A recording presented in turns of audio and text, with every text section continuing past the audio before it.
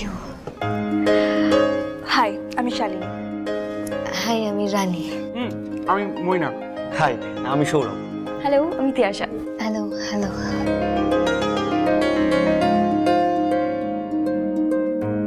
রানী, তোমাকে তোমার শ্বশুরবাড়ির লোকজন পড়াশোনা করতে অ্যালাউ করলো? না মানে সেদিনকে তোমার হাজবেন্ড যেভাবে হাত ধরে টেনে নিয়ে গেল, আমি তো ভাবলাম তুমি আর আসতেই পারবে না।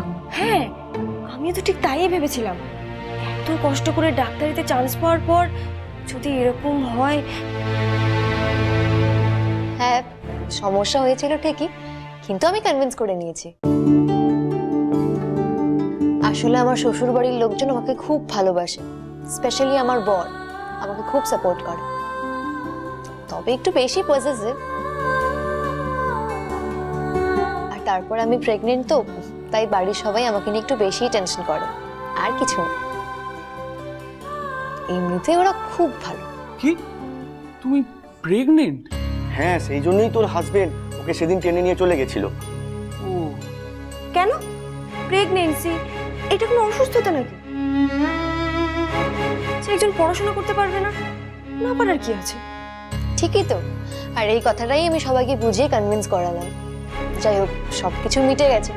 ইনফ্যাক্ট আজকে আমার হাজবেন্ড আমাকে নিজে পৌঁছে দিয়ে গেছে। তাই নাকি? ব্যাস, তাহলে তো হয়েই গেল, আর তো কোনো সমস্যাই রইলো না। Good morning sir. Very good morning.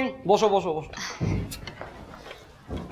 আচ্ছা, তোমাদের মধ্যে রানী দেবরায় কে?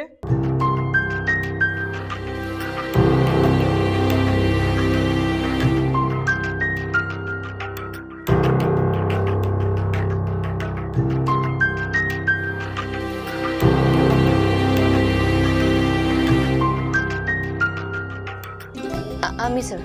ও, তুমি রানী?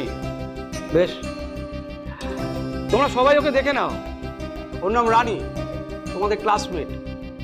ওর সাথে সাবধানে চলাফেরা করো। ওর সাথে ধাক্কাধাক্কি, বেশি হুড়োহুড়ি এসব করবে না। ও কিন্তু প্রেগনেন্ট, বুঝেছো তো? রানী, তুমি এই অবস্থায় পড়াশোনাটা কি করে করবে আমি তো বুঝতে পারছি না। মেয়েদের তো বোঝা উচিত, মা হওয়া, বাচ্চা বড় করা এটাই বড় কাজ। আমাদের মা ঠাকুমা তো এটাই বুঝতেন, আজকালকার মেয়েরা সেটা মনে করে না। কি রানী, তাই তো?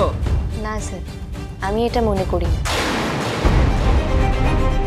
ডাক্তারি পড়া আর মা হওয়া এই দুটোই আমার কাছে সমান গুরুত্ব রাখে।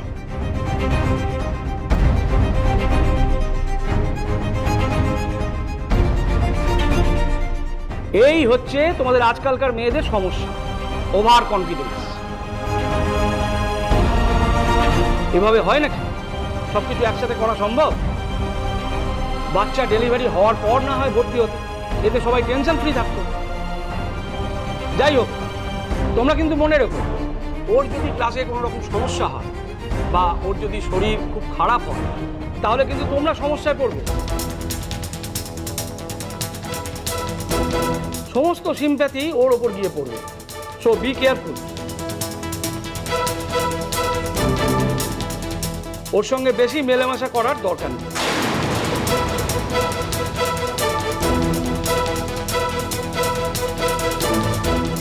না না স্যার, এরকম কোনো ব্যাপার নেই।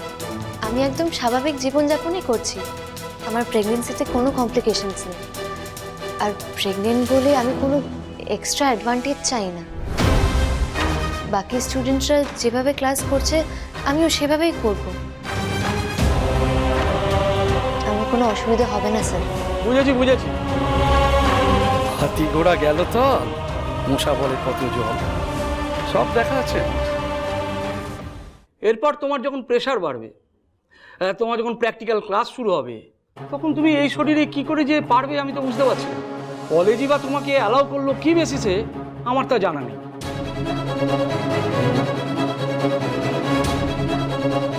স্যার, এরকম বলবেন না প্লিজ। আমি অনেক কষ্ট করে ডাক্তারিতে চান্স পেয়েছি।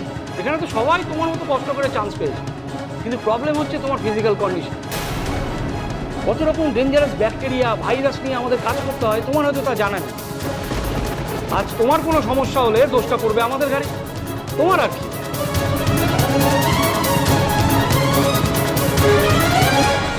স্যার প্লিজ কিছু মনে করবেন না, আপনি প্রেগনেন্সি নিয়ে যা যা বললেন আমি ঠিক তার উল্টোটাই শুনেছি। আজকাল মেয়েরা সব কিছুই করছে এবং সফলভাবে করছে, এর নিদর্শনও আছে। স্যার নেট খুললেই তো আমরা এরকম অনেক মেয়ের কথাই জানতে পারি। কি বলতে চাইছো তুমি?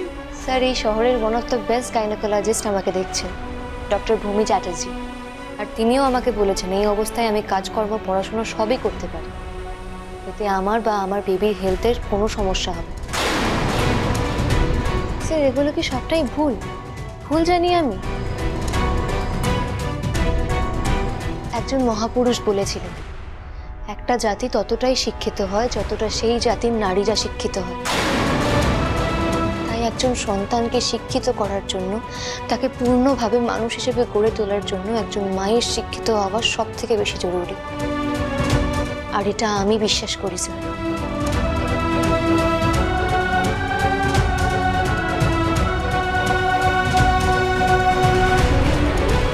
আমি তোমার সাথে এই নিয়ে তর্ক করতে চাই না, সবাই নিজের ভালোটা বোঝে, আশা করি তুমিও বোঝো।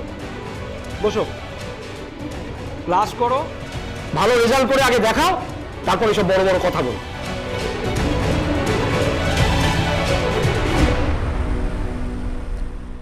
হ্যাঁ, আজ আমি তোমাদের পড়াবো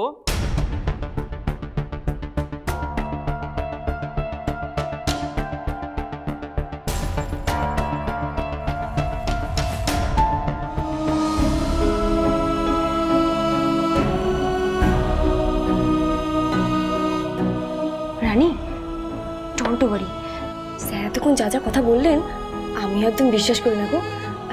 তোমার সমস্ত সুবিধা অসুবিধায় তুমি আমাদের সাথে শেয়ার করবে, আমরা তোমার পাশে সব সময় আছি, ঠিক আছে?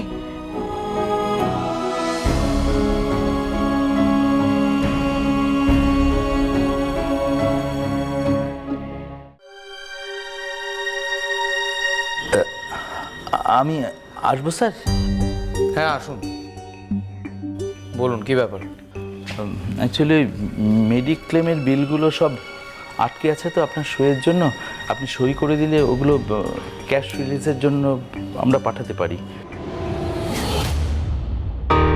স্যার আপনি যা যা প্রেসক্রাইব করেছিলেন সেই মতো সব রেডি করা হয়েছে।